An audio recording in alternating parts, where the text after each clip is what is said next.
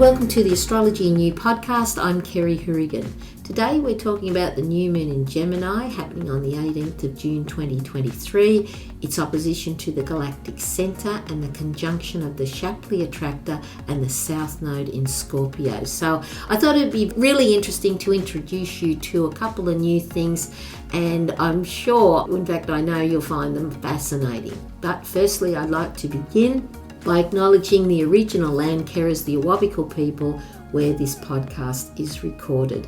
I give my deepest respect to elders past, present and emerging. Just a reminder before we start, you can get a free mini astrology report that includes a very detailed birth chart from Astrology and You. I created a video to show you how to create a birth chart with transits at astro.com, and both of these are very handy in following any astrology that you're studying. You can find the podcast on the usual platforms, including YouTube. And any resources I mention in the podcast, I'll have links below in the show notes. So we'll start with the moon, and this correlates to our sense of security and safety, such as the known and familiar, which is why it relates to habits. It also relates to family, our childhood, our past, our mother or most nurturing parent, and this also includes the masses. The moon helps us embody and feel the energies of the archetypes, to immerse ourselves in the dynamics of the planets' natal placements, their transits, and their relationship and aspects to each other. And to embody these energies is how we truly learn astrology.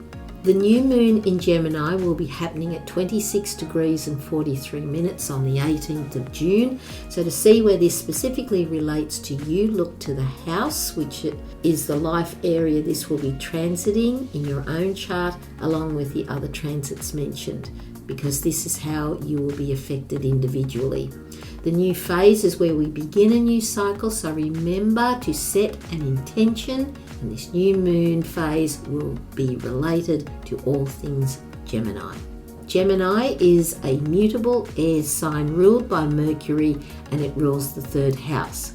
The Gemini archetype is associated with communications, information gathering, knowledge, our learning processes.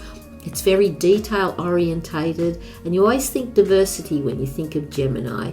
It has incredible adaptability and flexibility. Through Gemini, we can communicate our values and meanings we've developed from our Taurus or second house experiences. One of the most endearing traits of Gemini is a quick wit, and it is like lightning. Gemini people can be extremely funny. They're great conversationalists because they pull all this information from here, there and everywhere. They are inquisitive and curious and always have many questions. And unfortunately, this can be misunderstood as being nosy or intrusive, but it's often just to understand because they're interested. In Gemini, there is a strong desire to know as much as possible from an intellectual point of view.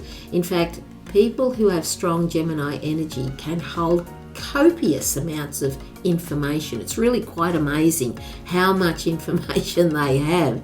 Gemini is a yang male energy. It means that the energy expresses itself outward from the center, and it also relates to the left brain.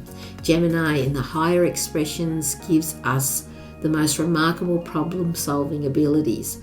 It identifies weak points in order for improvement, and this could be in conversations or in a process. Gemini is subjective and personal, and it allows us to voice our own opinions. It's always good to know both sides of the archetype.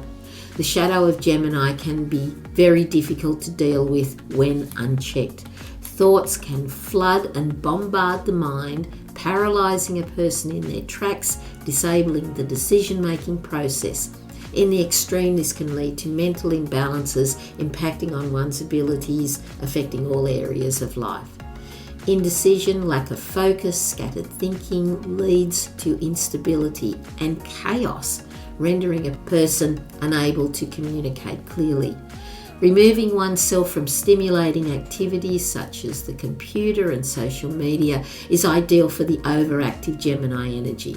Activities such as meditation, making time to be in nature, engaging in creative projects are all ideal to ground oneself, to settle and acquire a clearer, more peaceful mind.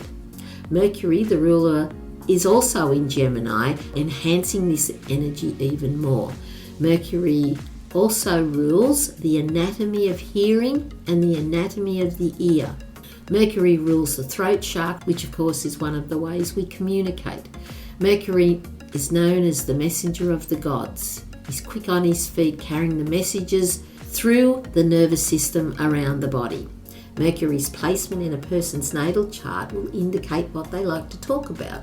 So if you've met someone or you want to talk to them, if you can find out what their astrology is, look to where their natal Mercury is placed. The opposite to Gemini, Sagittarius, and this is also important to consider when we look at these archetypes. Sagittarius calls us to go beyond what is known and familiar, beyond our limitations and boundaries, our limiting beliefs, to learn and discover what is out there. Sagittarius helps us to find a point of balance when we are too immersed in the Gemini energy. Sagittarius influences one to remain in connection with their natural internal truth. Sagittarius inspires one to look at the bigger picture, which brings me to the galactic center. The galactic center is at 27 degrees of Sagittarius in opposition to the Gemini new moon, and is a portal to consider the bigger picture of what is beyond our planet, our solar system, our galaxy, and us, and the abilities we have, because we are much more than what we've been told. For example, we have the ability to access different dimensions, and you may have been hearing more about this. You only have to look at the work of Dr. Joe Dispenza and the healings that take place at his events. It's remarkable. Thoughts, messages, downloads, as some are calling them, through the portal of the galactic center are there for us to receive and feel through the energy of the moon in Gemini. The galactic center is triggered by the different energies of the planets and the luminaries, which are the sun and the moon. The sun transits 27 degrees of Sagittarius once a year. The moon transits 27 degrees of Sagittarius once a month. And these energies are different, and including aspects and phase of relationships. So there's a lot to consider in saying that the new moon is in an opposition to the galactic center, where the opposition aspect creates awareness of truth, calling you to go beyond what is known and familiar. If you think of it like the energy is coming from the galactic center through the sun, and then we feel it through the moon. That's a good way of looking at it. The Gemini new moon is also in a square to Neptune in Pisces, and squares create obstacles and are often linked with lessons we fail to learn. These obstacles can feel like there aren't many options available. So the best way to deal with these difficulties is to face them, identify them so we can develop and grow, and not to repeat what we've done before. This requires time to consider what options are available, and it may take some imagination and creativity. Once identified, we can feel the pressure and tension dissolve to give us clarity and to find the right path to follow. And this is the brilliance of Gemini. It will present as many options as you can think of. In looking at the lunar nodes, the south node in Scorpio is at 2 degrees and is in a trine to the new moon, and it conjuncts the Shapley Attractor. So both the Shapley Attractor and the south node are points in space. The south node relates to our past, what is known and familiar, and it's like the path we've walked countless times, creating a path of least resistance. It's what we're used to. You can liken it to a default behavior pattern that is unconscious.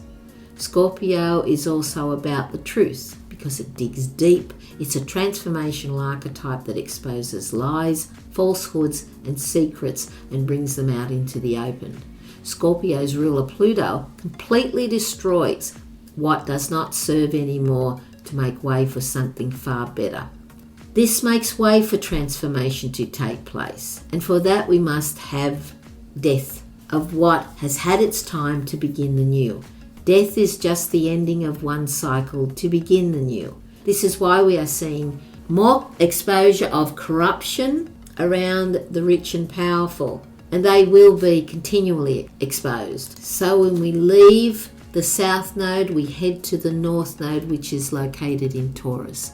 Taurus relates to our self-sufficiency, resources, and we learn we are our own resource, connected to nature, agriculture, values, and it engages the feminine principle of nurturing. The Shapley Attractor sits with the South Node in Scorpio at 2 degrees. And there's an astrologer called Philip Sedgwick who specialises in these points in space, and he describes the Shapley Attractor as a massive galactic steering mechanism. He says the Shapley Attractor lies behind the Great Attractor doing the work behind the scenes. So wherever you have 2 degrees of Scorpio in your natal chart, this will guide you on a daily basis. We are drawn and compelled to certain things that cannot be avoided, and we don't know why. So it's a question that many have pondered on so many times, but we now have a starting point to solve this mystery. So this is happening to us collectively as well as individually. The steering mechanism is pointing us towards leaving behind the separating and dividing of human beings from those who want to control and impose limitations and restrictions to keep the old ways going at any cost. But they will fail. There is nothing new under the sun, as the saying goes. We are leaving the old and outdated ways as we must to make way towards the new age of Aquarius, the age of equality, community, compassion, and the good for all. So to wrap up, medically, Gemini rules the nervous system, the arms, shoulders, respiratory system, lungs, left brain, the right side of the body, motor skills and limbs. So some suggestions you can do around the new moon is, firstly, start a daily meditation practice to initiate the pineal gland and calm the nervous system down, and your body will calm down. Let go of what you must to move forward. Keep releasing to start the new. Be in and with nature wherever possible. Start journaling or a blog. Look at the many options and choices available to address any problems. Laugh more, tell a joke, watch a funny movie, catch up with siblings, friends, and cousins for a coffee, and feel these energies in your body to help your understanding. Listen to your intuition. This is your heart's intelligence. This is where you find your internal truth and meaning. We connect through our hearts to every living thing, including the cosmos and the original source. So wherever you can be in the higher emotions of gratitude, joy, relief, hope, and appreciation of all that you have and your life and those in it, and know that all is well. Thank you again for visiting. God bless. I'll see you next time. Bye-bye.